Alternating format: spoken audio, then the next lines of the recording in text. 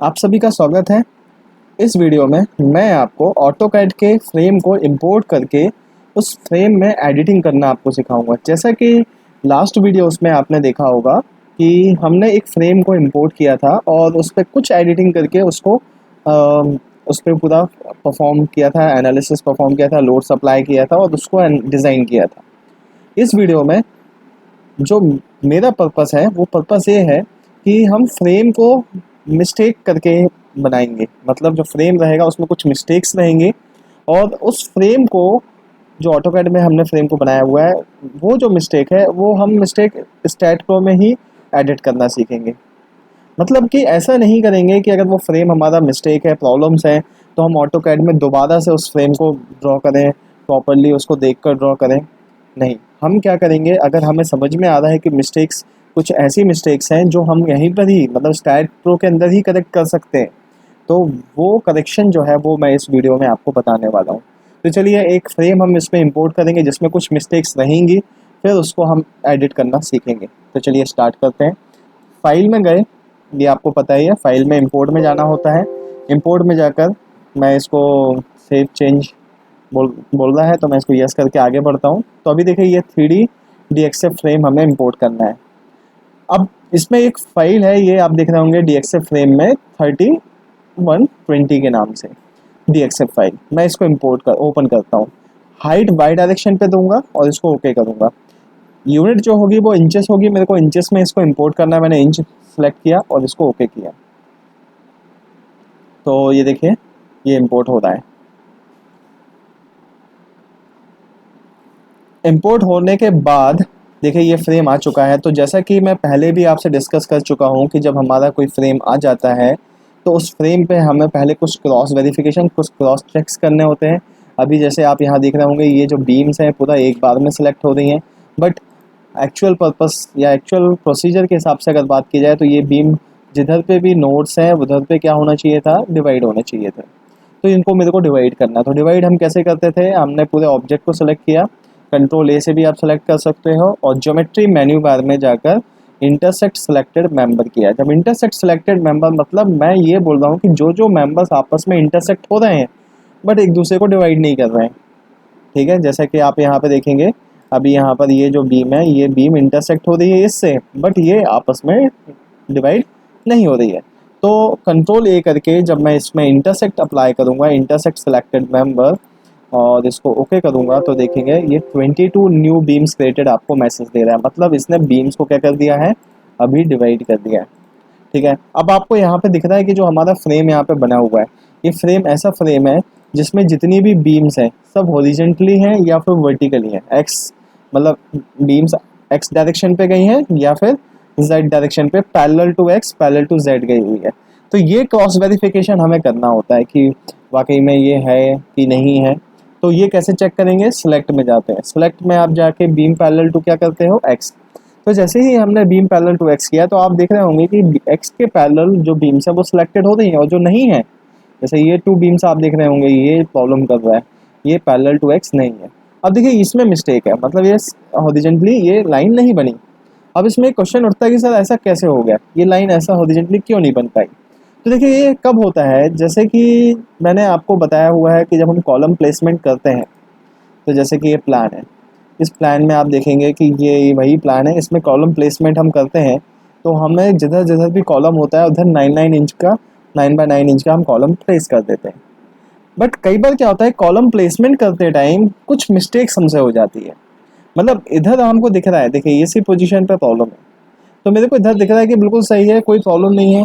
लेकिन जब मैं इसको जूम कर रहा हूँ तो देखिए जूम करने पे आपको दिख रहा होगा कि छोटा सा मिस्टेक हुआ है, कॉलम प्लेसमेंट प्रॉपर्ली नहीं हुआ। तो कॉलम प्लेसमेंट प्रॉपर्ली नहीं हुआ तो ये जो लाइन हमने यहाँ पे ड्रॉ की हुई है ये लाइन हॉरिजॉन्टल नहीं आती है, थोड़ा सा इंक्लिनेशन में होती है। तो इस वजह से ये प्रॉब्लम आ जाती है। तो ये प्रॉब्लम में भी हो सकता है, आपसे भी हो सकती है, या हो सकता है कि आप के ऑफिस में या आपके जो साथ में वर्क कर रहे हैं उनके थ्रू भी ये प्रॉब्लम्स आ सकती हैं। तो उसको हम कैसे मॉडिफाई कर सकते हैं वो मैं भी आपको इसी में डिस्कस कर रहा हूँ। तो देखिए ये प्रॉब्लम समझ में आ रही है कि पैरेलल टू एक्स में ये बीम दिक्कत कर रहा है। फिर नेक्स्ट मैं सेलेक्ट में जाकर ही बीम पैरेलल टू जेड करके देखता हूँ। तो जेड में देखें सारी सिलेक्ट हो रही हैं, ये बीम सेलेक्ट नहीं हो रही है, ये देखें, तो इसमें भी प्रॉब्लम है। ठीक है। तो अभी हमें ये जो पूरा पोर्शन है इसको करेक्ट करना है। ये एक क्रॉस चेक हमने कर लिया। अब नेक्स्ट हमें चेक करना होता है कि जो स्ट्रक्चर है वो सिंगल स्ट्रक्चर होना चाहिए। तो जब मैं स्ट्रक्चर सेलेक्ट कर रहा हूँ तो देखिए structure 1, structure 2, structure 3, structure 4, structure 5। तो ये क्या है, इसका क्या इशू है? देखिए कई बार क्या होता है, जैसे स्ट्रक्चर 1 में देखिए पूरा फ्रेम सेलेक्ट हो रहा है, बट अगर हम स्ट्रक्चर 2 देख रहे हैं तो स्ट्रक्चर 2 में आप देख रहे होंगे इस पर्टिकुलर कॉलम को ये इंडिविजुअली सिलेक्ट कर रहा है। क्यों? क्योंकि ये पोजीशन पे, ये जो यहाँ पे आप देख रहे होंगे इस पोजीशन में हो सकता है 2 नोड हो, जिसको हम बोलते हैं डुप्लीकेट नोड्स। मतलब एक पोजीशन पे एक ही नोड होना चाहिए। मतलब अगर जैसे इस पॉइंट को आप देख रहे हैं तो ये नोड एक ऐसा नोड है जिससे ये तीनों बीम सेलेक्ट क्या हो रही हैं, कनेक्ट हो रही हैं। बट यहाँ पर मे भी हो सकता है कि यहाँ पे 2 नोड्स हो, जिसमें एक नोड से ये 2 बीम सेलेक्टेड हैं, कनेक्टेड हो, ये कनेक्टेड हो, और इस पर्टिकुलर बीम से एक, मतलब इस नोड से, मतलब एक जो सेकंड नोड होगा उससे दूसरा बीम सेलेक्टेड हो। ठीक है। तो जब एक ही पोजीशन पे 2 नोड्स होते हैं और हो सकता है कि एक नोड से कोई दूसरे मेंबर सेलेक्टेड हो, कनेक्टेड हो, और दूसरे नोड से कोई और दूसरे कनेक्टेड हो, तो उस केस में डुप्लीकेट नोड आता है। ठीक है। तो ये देखिए ये सभी जगह यही प्रॉब्लम आ रहा है, मल्टीपल स्ट्रक्चर मीन्स क्या है, डुप्लीकेट नोड यहाँ पे बन रहे हैं। तो इसके लिए मैंने आपको ये भी बताया है कि आप चेक डुप्लीकेट में जाकर डुप्लीकेट नोड्स को क्लिक करेंगे तो ये लिस्ट आपको ओपन करके देगा। आप इसको ओके करेंगे तो देखिए नोड्स की डुप्लीकेट लिस्ट आपको लाके दे देगा। अब आपको सिर्फ इस पर मर्ज क्लिक करना है और किसे रखना है किसे नहीं रखना है ये आपको इधर सेलेक्ट करना है। तो मैंने बोला delete the second node in all set, मतलब जितने भी सेट उसमें सेकंड नोड को अलग करिए। ओके किया मैंने। जैसे ही ओके किया तो आप देखेंगे ये हो गया।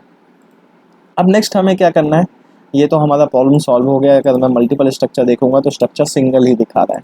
बट अभी जो इशू है वो इशू ये है कि मेरे को ये जो लाइन है इसको हॉरिजॉन्टली और इसको वर्टिकली लोकेट ड्रॉ करना है। तो अब देखिए इसको हम कैसे ड्रॉ कर सकते हैं, इधर ही कैसे करेंगे। हम ऑटोकैड में जाने की बिल्कुल भी ज़रूरत नहीं है। आप देखिए क्या करिए कि आपको दिख रहा है कि इधर मिस्टेक हुई है तो आप कंट्रोल बटन प्रेस करके आप ये पूरे फ्रेम जिसमें मिस्टेक हुआ है, देखिए इतना पोर्शन, अच्छा मैं सिर्फ इतना ही डिलीट नहीं कर रहा हूँ, मैं इसके से कनेक्टेड है जो कॉलम है ये भी सेलेक्ट डिलीट करूँगा, ये भी करूँगा, ये भी करूँगा, ये भी करूँगा, क्योंकि ये तो पूरी लाइन ही हमारी सेलेक्ट नहीं हो रही थी। ये भी करूँगा, ये इसलिए मैं क्लिक कर रहा हूँ क्योंकि ये इस पर्टिकुलर बीम से कनेक्टेड है। ठीक है। तो इसको मैं डिलीट कर रहा हूँ। ठीक है। क्योंकि अगर ये रहेगा, इसको डिलीट करूँगा तो ये कैंटिलीवर की पोजीशन बनेगी, तो ये हमें नहीं चाहिए। तो इसको भी हम डिलीट करेंगे, बाद में हम अलग से ड्रॉ करेंगे इसको। मैंने इसको डिलीट किया। ठीक है। ये पूरा पोर्शन हमने डिलीट कर दिया। लेकिन जैसे ही हमने डिलीट किया तो आप देख रहे होंगे ये बीम अभी भी 2 पार्ट्स में डिवाइडेड है। अब हमारा अगला टास्क क्या है कि ये बीम को सिंगल करना है, ये बीम को सिंगल करना है, क्योंकि ये जो डिवाइड है इस पॉइंट पे अगर मैं इस नोड से इस नोड पे अगर बीम अभी कनेक्ट कर भी दूंगा, कौन सा टूल यूज़ करके, ज्योमेट्री टूल बाद में ऐड बीम के थ्रू अगर मैं इस नोड से इसके ऊपर कनेक्ट कर भी दूंगा तो वो बीम तो वैसे भी गड़बड़ी है। क्यों? क्योंकि ये जो नोड है ये नोड की पोजीशन बिल्कुल भी सही नहीं है। देखिए अभी सिलेक्ट में जाके बीम पैरेलल टू एक्स करूँगा, देखिए नहीं होता सिलेक्ट, तो वो नोड भी हमें क्या करना है, अलग करना है।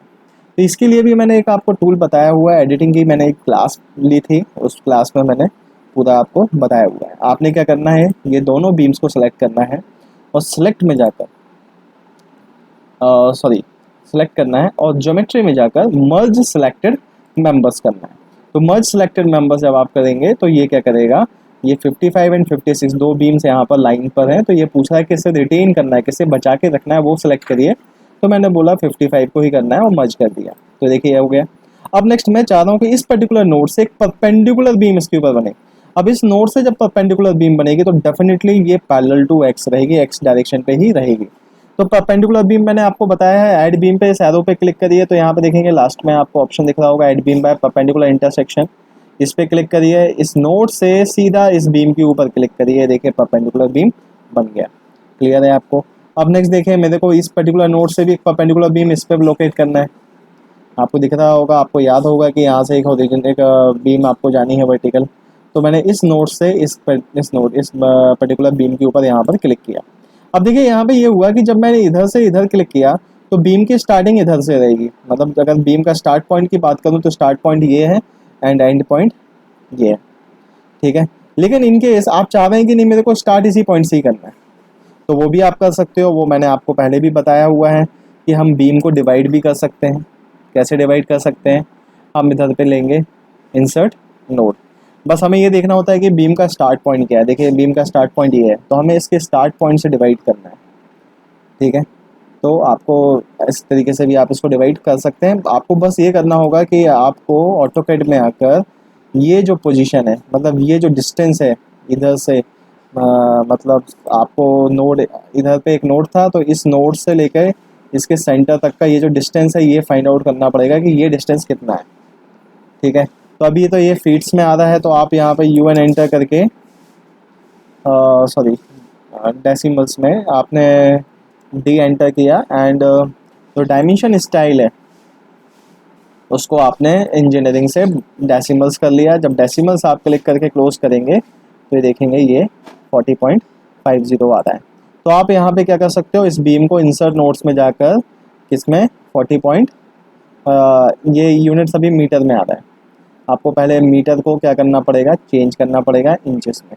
ठीक है, तो इंचेस में आप कन्वर्ट कैसे करेंगे, आप इंसर्ट टूल्स में जाके चाहें तो यूनिट कन्वर्टर से आप चेंज कर सकते हो। आप वैल्यू कैलकुलेट कर सकते हो कि इंचेस को मीटर में, मतलब 40.5 इंच था, आपको उसको मीटर में चाहिए, आपने 40.5 किया, तो ये कैलकुलेट करके दे देगा। तो ये एक प्रोसीजर है, बट ये थोड़ा सा लेंदी प्रोसीजर हो गया। तो बेटर ऑप्शन ये है, आप इस केस में क्या करिए, इस नोड से इसके ऊपर यहाँ पे क्लिक करिए, परपेंडिकुलर बीम आ गया, फिर इस बीम को वापस से डिलीट कर दीजिए। डिलीट जब किया और फिर इसके बाद आप एक नॉर्मल बीम पिक करिए और इस पर्टिकुलर नोड से इस नोड के ऊपर क्लिक कर दीजिए। तो ये एक सिंपल सा प्रोसीजर हो गया विदाउट कैलकुलेशन। ठीक है, और अगर इन केस आपके पास इधर पे भी नोड नहीं है तो फिर देन आपको डेफिनेटली वैल्यूज लेके इंसर्ट नोड्स के थ्रू डिवाइड करना है। इंसर्ट नोड्स में आपको बता चुका हूँ, जैसे सपोज इसी बीम को इस स्टार्ट पॉइंट से मेरे को मान लीजिए 1 मीटर आगे डिवाइड करना है, तो मैं यहाँ पे 1 मीटर टाइप करूँगा और जब इसको ऐड करूँगा, ओके करूँगा, तो देखिए सॉरी 1 मीटर इधर आ चुका है। एक्चुअली इसका स्टार्ट पॉइंट इस पॉइंट से रहा होगा, तो 1 मीटर हमेशा कैलकुलेशन ये स्टार्ट पॉइंट से करता है। तो ये वैसे भी आप कर सकते हो। ठीक है, अब देखिए मेरे को इस नोड से एक परपेंडिकुलर बीम इस पे लोकेट करना है, तो मैं अगेन यहाँ से परपेंडिकुलर बीम पिक करूँगा। टूल वही यूज़ होने हैं जो मैं आपसे पहले से ही डिस्कस कर चुका हूँ। आपको बस ये देखना है कि हमारा रिक्वायरमेंट क्या है। तो देखिए मैंने इधर से ये किया, कनेक्ट किया, तो देखिए ये ऊपर और ओवरऑल जो बीम का फ्रेम है हमने बना लिया है। अब नेक्स्ट हमें क्या करना है, इस नोड के नीचे कॉलम देना है, इस नोड के नीचे कॉलम देना है, और एक इस नोड के नीचे कॉलम देना है। तो ये कॉलम हम कैसे देंगे, अब प्रॉब्लम ये है कि यहाँ पे मैं नॉर्मल बीम तो बना नहीं सकता कि मैं ऐड बीम पिक करके एक इस नोड पे क्लिक किया और यहाँ पे कहीं पे भी क्लिक कर दूँ, क्योंकि यहाँ पे नोड ही नहीं है।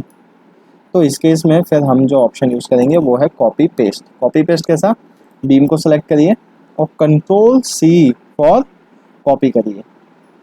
आपको कॉपी पेस्ट मेथड मैं आपसे पहले बता चुका हूँ, लेकिन कॉपी पेस्ट मेथड का एक्चुअल जो कॉन्सेप्ट है, जो यूज़ होगा वो इधर ही होगा। मतलब आपने जिसे भी कॉपी करना है उसे सेलेक्ट करिए, Ctrl+C। अब ट्रांसलेशनल रिपीट की अगर बात करें तो ट्रांसलेशनल रिपीट में क्या होता है, वो एक सिंगल डायरेक्शन पे रिपीट करता है। Copy paste multiple direction pick कर सकता है। मतलब मैंने इसको सेलेक्ट करके Ctrl+C किया एंड Ctrl+V किया एंड रेफरेंस पॉइंट पिक किया, और रेफरेंस पॉइंट सबसे लास्ट ऊपर वाले पॉइंट को देके ओके किया, तो देखिए ये पॉइंट हमारा पिक हो चुका है ऊपर वाले पॉइंट से। अब आपने किधर इसको देना है, एक इधर देना है, ओके, एक इधर देना है, ओके, एक इधर पर देना है, ओके। तो आपने सिर्फ क्या है, लोकेशन पे क्लिक करते आना है, कॉपी होता जाएगा। तो कॉपी पेस्ट यहाँ पे काफ़ी आपको हेल्पफुल होगा। अभी देखिए ये फ्रेम हमने ड्रॉ कर लिया है। अब मैं इसको वापस से क्रॉस वेरीफाई करूँगा, बीम पैरेलल टू एक्स, देखिए सभी सिलेक्ट हो रहा है। सेलेक्ट में ही जाके बीम पैरेलल टू जेड, तो यहाँ पर भी सभी सिलेक्ट हो रहा है। ठीक है, अब देखिए यहाँ पर क्या कॉन्सेप्ट है कि जब हमें मालूम है कि हॉरिजॉन्टली वर्टिकली बीम है तो हमें ये चीज़ क्रॉस चेक करनी है। लेकिन कई बार ऐसा भी होगा कि आपका प्लान ही इंक्लिनेशन में टेपर है, तो उस केस में फिर हम इंक्लिनेशन मतलब हॉरिजॉन्टली एंड वर्टिकली इतना हम उसको फिर कंसिडर नहीं करेंगे, उस चीज़ को इग्नोर करके चलेंगे। ठीक है, तो अभी देखिए ये फ्रेम हमारा करेक्ट हो चुका है।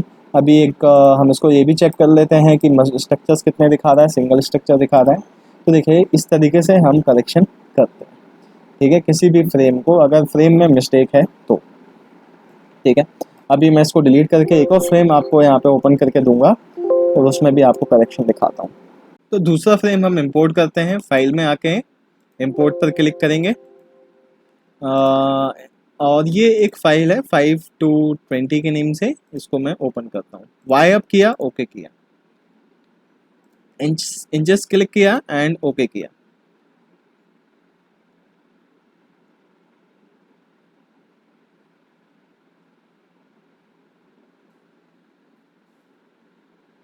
तो देखिए ये फाइल हमारी ओपन हो गई है। अब इसमें देखिए क्या इश्यूज हैं वो मैं आपको बताता हूँ। देखिए सबसे पहले तो हम कंट्रोल ए सेलेक्ट करके ज्योमेट्री में जाकर इंटरसेक्ट सेलेक्टेड मेंबर करेंगे, इसको ओके करेंगे। ये देखिए इंटरसेक्ट हो गया है। अब इसके बाद चेक करेंगे स्ट्रक्चर्स कितने शो कर रहा है, 2 स्ट्रक्चर्स। तो नेक्स्ट चेक हम क्या करते हैं, डुप्लीकेट नोट्स चेक करते हैं कि डुप्लीकेट नोट्स कितने हैं। एक ही मिलेगा आपको क्योंकि स्ट्रक्चर सिर्फ 2 आ रहे थे, तो ये भी ओके हो गया है। अभी मल्टीपल स्ट्रक्चर चेक करते हैं तो ये भी ओके है। अब सेलेक्ट में जाकर बीम पैरेलल टू एक्स करते हैं तो देखिए सारी बीम सेलेक्ट हो रही हैं, और सेलेक्ट में ही जाकर बीम पैरेलल टू जेड कर रहे हैं तो इधर भी सारी बीम सेलेक्ट हो रही हैं। अभी देखिए इस फ्रेम को अगर मैं जूम करके देखूं तो आपको यहाँ पे देखिए एक इशू यहाँ पे समझ में आता है कि ये जो बीम है, ये जो बीम है, इस बीम के एंड पे कॉलम इधर नहीं है। देखिए ये एक्स्ट्रा बीम ये निकल आया। तो ये मिस्टेक कब हुई होगी, जब हम कॉलम प्लेसमेंट किए थे उस कॉलम प्लेसमेंट में ये मिस्टेक हुई होगी। तो अभी आप इसको कैसे करेक्शन करेंगे, आप इसको करेक्शन ऐसे कर सकते हैं कि ये बीम को, मतलब कई बार ऐसा होगा कि beam parallel to X beam parallel to Z है, प्रॉपरली ऑब्जेक्ट आपका सेलेक्ट हो रहा है, बट फिर भी फ्रेम में मिस्टेक हो सकती है। तो आपको जब फ्रेम आप जब ड्रॉ करते हैं, या फिर आप एक बात ये ध्यान रखिए कि जब ऑटोकैड में फ्रेम को ड्रॉ कर रहे हैं तो उसी टाइम आपको उसको प्रॉपरली एनालाइज करके देखना है कि कहीं कोई इश्यूज तो नहीं, कोई कोई प्रॉब्लम्स तो नहीं है। अगर है तो भी आप इसको एडिट तो कर सकते हो, बस वही है कि एडिटिंग करने के लिए आपको पूरे फ्रेम को प्रॉपरली देखना होगा। तो अभी देखिए मैं इसको कैसे करेक्ट करूँगा। मैं सबसे पहले ये जो बीम है हमारा, इस बीम को डिलीट करूँगा। तो एक ये बीम हम सेलेक्ट करेंगे एंड एक ये बीम सेलेक्ट करेंगे कॉलम को, एंड डिलीट बटन प्रेस कर देंगे तो ये डिलीट हो गया। अब इसके बाद सिंपल इस पर्टिकुलर कॉलम को कंट्रोल सी से कॉपी करेंगे एंड कंट्रोल वी से पेस्ट करेंगे। रेफरेंस पॉइंट पिक किया, ऊपर वाला पॉइंट पिक हमने किया एंड ओके किया, एंड इस पर्टिकुलर पॉइंट पे ओके कर दिया। तो आप देखेंगे ये फ्रेम अब हमारा कंप्लीट हो चुका है। तो ये एक सिंपल सा इसमें करेक्शन था, वो करेक्शन मैंने करके आपको बताया है। आई थिंक आपको अब समझ में आ गया होगा कि कैसे अगर हम ऑटोकैड के प्लान को उठाकर लेके आ रहे हैं और उसमें अगर तो मिस्टेक्स हैं तो हमें ऑटोकैड में जाकर उस मिस्टेक को करेक्शन नहीं करना है, क्योंकि एक बहुत लेंदी प्रोसीजर हो जाएगा कि आप दोबारा से वो फ्रेम को ड्रॉ करें, फिर उसको फिर दोबारा लेकर आएँ, और अगर इनकेस आपने लेकर आए फिर से कोई प्रॉब्लम आया तो फिर उसको दोबारा एडिटिंग करना एक काफ़ी लेंदी प्रोसीजर हो जाएगा। तो बेटर ऑप्शन है कि एडिटिंग ऑप्शन, एडिटिंग टूल्स जो मैंने आपको इधर बताए हैं उन्हीं को यूज़ करके आप उसको एडिट करने की कोशिश करिए। ठीक है, तो अभी आपको ये प्रैक्टिस करना है। अभी के लिए इतना ही। Thank you.